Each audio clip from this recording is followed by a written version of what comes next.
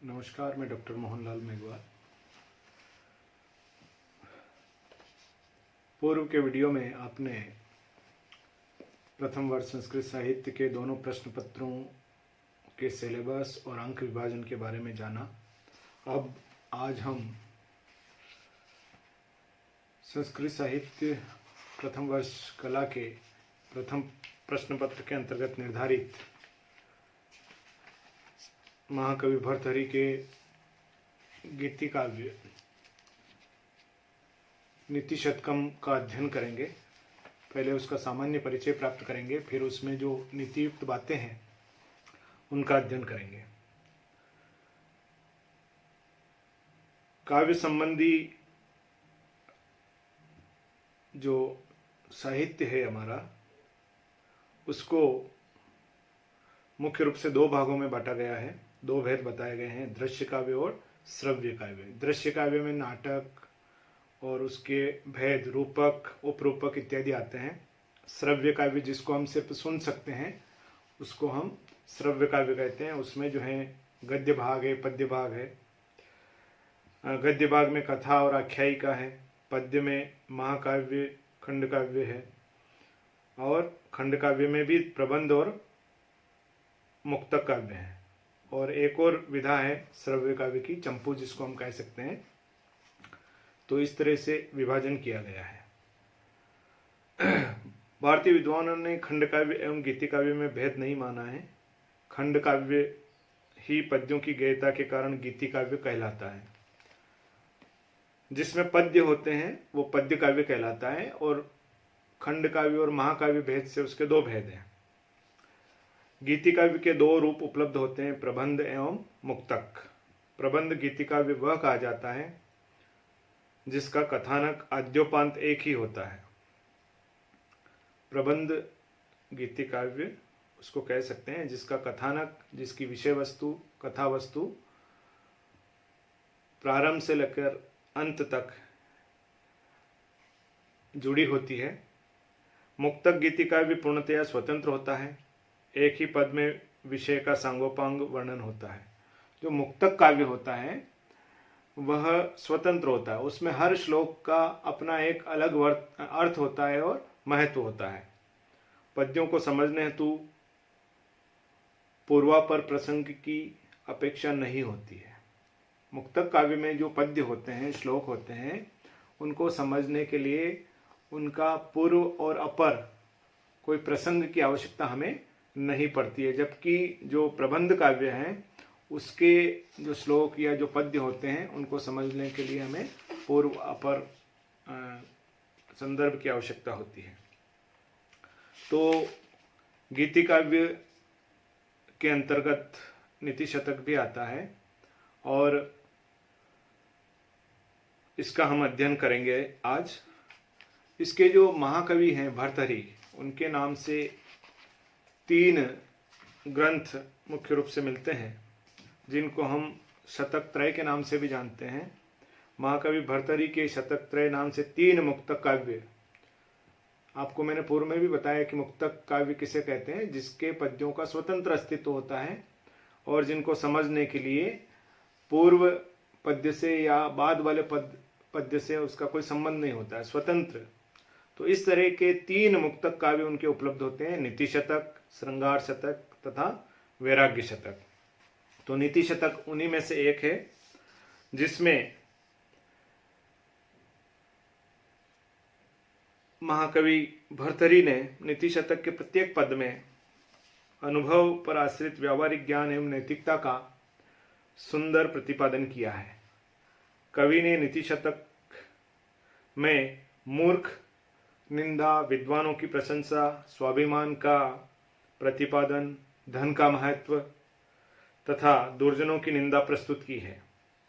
साथ ही सज्जन एवं सत्संगति, प्रशंसा, परोपकार, महिमा, धैर्य प्रतिपादन, भाग्यवाद तथा कर्म जिसको हम पुरुषार्थ कहते हैं का भी प्रतिपादन अच्छे तरीके से किया है। तो महाकवि भर्तृहरि का जो ये नीति काव्य है, इसका संस्कृत साहित्य में खंड काव्यों में महत्वपूर्ण स्थान है और निश्चय ही इसके अध्ययन से आप व्यावहारिक जीवन की सारी नीतिगत बातें सीख पाएंगे। और इसके जो सुभाषित हैं वह बड़े लोकप्रिय हैं। वार्ता में उनका अगर आप प्रयोग करते हैं तो आपका वाक चातुर्य बढ़ जाएगा, ऐसी मैं आशा करता हूँ। आप इसका अच्छे से अध्ययन करें और इसकी जो नीति युक्त बातें हैं उनको व्यवहार में, जीवन में उतारने का प्रयास करें। प्रारंभिक श्लोक है अथ नीति शतकम। नीति शतक प्रारंभ हो रहा है। मंगलाचरणम, मंगलाचरण। दिक्कालादि अनवच्छिन्न अनंत चिन्ह मात्र मूर्तये स्वानुभूत्ये एकम आनाय नमः शांताय तेजसे। महाकवि भर्तृहरि सर्वप्रथम ग्रंथ की निर्विघ्न परिसमाप्ति के लिए शिष्यों की शिक्षा हेतु तथा शिष्टाचार परंपरा का निर्वाह करते हुए ज्योति स्वरूप निर्गुण परब्रह्म को नमस्कार कर रहे हैं। कहते हैं दिक् काल आदि अनवच्छिन्न। दिक् दिशाएं, काल तीनों काल। तो जो 10 दिशाएं हैं तथा जो 3 काल हैं, भूत भविष्य और वर्तमान, 3 कालों में अनवच्छिन्न, समान रूप से विद्यमान, जिनका कभी अवच्छिन्न नहीं होता है, अनवच्छिन्न। तो 10 दिशाओं तथा 3 कालों में समान रूप से विद्यमान अनंत चिन्ह मात्र मूर्तये, अंत रहित ज्ञान स्वरूप वाले, ज्ञानमय स्वरूप वाले। ये परब्रह्म का स्वरूप बताया गया है, निर्गुण परब्रह्म का स्वरूप बताया गया है कि वह परब्रह्म 10 दिशाओं और 3 कालों में समान रूप से विद्यमान रहने वाला है। ऐसा नहीं कि वह किसी अमुक स्थान पर ही है और किसी अमुक दिशा में ही है। उस परब्रह्म की उपस्थिति हर समय और हर स्थान पर मानी गई है। और इसके अलावा अंत रहित ज्ञान स्वरूप वाले, चिन्मात्र मूर्तये, स्वानुभूत्या एकम आनाय शांताय तेजसे नमः। और स्वानुभूति एकम आनाय, अपने अनुभव से जाने जा सकने योग्य परब्रह्म को हम अपने हृदय में, अपनी आत्मा में उनका हम अनुभव कर सकते हैं, उनको महसूस किया जा सकता है, उनकी अपनी अनुभूति मात्र से वो जानने योग्य हैं। ऐसे परब्रह्म शांताय, शांत, तेज से, ज्योति स्वरूप, तेजोमय, नमः, उन परब्रह्म को, परमात्मा के लिए नमः, नमस्कार है।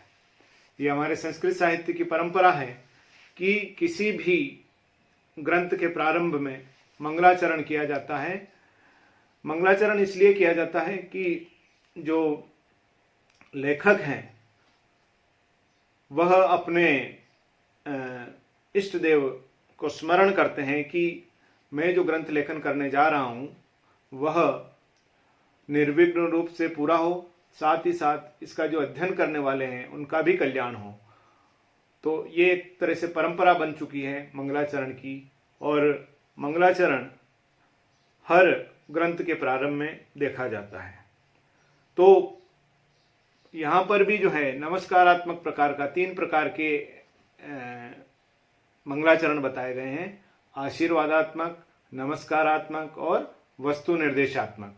तो यहाँ पर जो मंगलाचरण है वह नमस्कारात्मक प्रकार का है, क्योंकि इसमें भगवान परब्रह्म स्वरूप की उस निर्गुण मूर्ति का, निर्गुण स्वरूप का चिंतन करते हुए उनको नमन किया गया है। पुनः देख लें, दिक् कालादि अनवच्छिन्न, 10 दिशाओं तथा 3 कालों में समान रूप से विद्यमान, चिन्ह मात्र मूर्ति, अंत रहित चैतन्य स्वरूप वाले हैं। जिनका अंत नहीं होता है, ऐसे पर ब्रह्म और जो कि चैतन्य है, स्वानुभूति एकम आनाय, अपने अनुभूति मात्र से जिनको जाना जा सकता है ऐसे, और शांताय, शांत स्वरूप वाले से, तेज से तेजोमय स्वरूप वाले पर ब्रह्म को नमः नमस्कार है। इस तरह से मंगलाचरण के माध्यम से महाकवि भर्तृहरि अपने इस नीति काव्य का प्रारंभ करते हैं।